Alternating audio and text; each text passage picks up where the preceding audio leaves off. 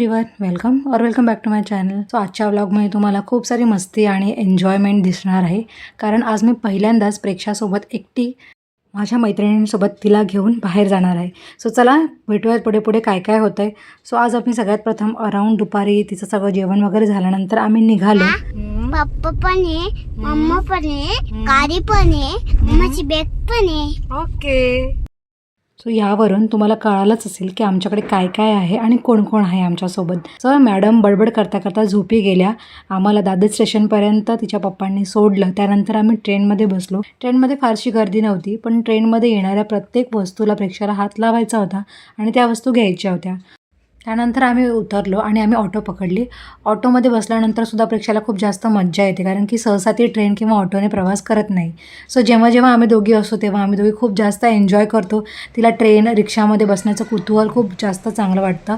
त्यानंतर आम्ही डेस्टिनेशनला येऊन पोहोचलो होतो। आता हे बघून तुम्हाला कळालंच असेल की आम्ही कुठे पोहोचलो आहे। सो आम्ही आलो तो इस्कॉन टेम्पलमध्ये। माझ्या काही फ्रेंड्स येणार होत्या, त्यांची वाट बघत आम्ही लॉबीमध्ये बसलो होतो आणि अशा प्रकारे आमच्या दोघींच्या छान अशा गप्पा चाललेल्या असतात।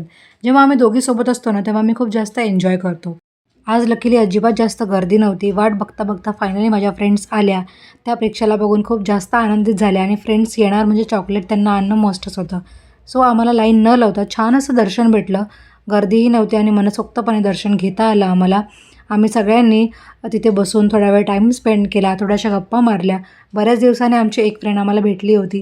सो त्यामुळे आमच्या गप्पा ज्या होत्या त्या काही संपतच नव्हत्या आणि प्रेक्षासोबतही त्यांना भेटून खूप जास्त आनंद झालेला त्यांना। त्या प्रेक्षासोबत खूप छान छान फोटोज क्लिक केले। आम्हीसुद्धा खूप छान छान फोटोज क्लिक केले। त्यानंतर आम्ही विचार केला की तिथेच जवळ जुहू बीच होता, सो आम्ही तिथे व्हिजिट करावं असं आम्ही सगळ्यांनी ठरवलं। सो जाता जाता तिला छान छान असे फिश होते ते दाखवले। मध्येच एक छान असं मंदिरही आहे, तिथे छोटंसं असं तलावसारखं म्हणू शकता ते आहे। त्याच्यामध्ये भरपूर सारे कासव आणि फिश आहेत। सो आज मला टेन्शन नव्हतं, कारण की तिला सांभाळायला तिच्या 3 मावश्या होत्या। सो मी बिंदास्तपणे व्हिडिओ काढू शकत होते। आणि सो बोलत बोलत फायनली आम्ही आमच्या डेस्टिनेशनला येऊन पोहोचलो। हे आहे जुहू बीच, जिथे आम्ही आलो होतो।